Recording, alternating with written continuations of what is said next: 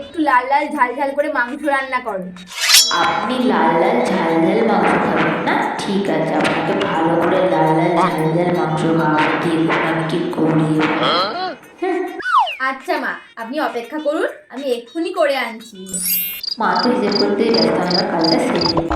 এই তো রেডি হয়ে গেছে আমার লাল লাল ঝাল ঝাল মাংস। এবার আপনি খাবেন আর চলবেন, দেখুন মজা। মা, এই নিন আপনার লাল লাল ঝাল ঝাল কষা মাংস। ও চলে এসছো, ঠিক আছে কই দাও। বেশ লাল লাল হয়েছে, আর গন্ধটাও তো খুব সুন্দর বেরিয়ে। দেখি আবার কেমন খেতে হয়। খান খান, খেলেই তো মজা।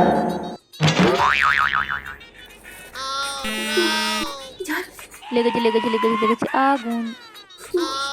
ঝাল। বৌমা তুমি কি দিয়েছো আজকে? আজকে ঝাল দিয়ে রান্না করেছো কেন? অন্যদিন তো বেশ ভালোই রান্না করো। মা, আপনি কি একটা যেন বললেন অন্যদিন আমি রান্না ভালো করি? হ্যাঁ, অন্যদিন তো ভালোই রান্না করো, আজ কি হলো তোমার? এটাই তো আপনার থেকে জানার ছিল আমার।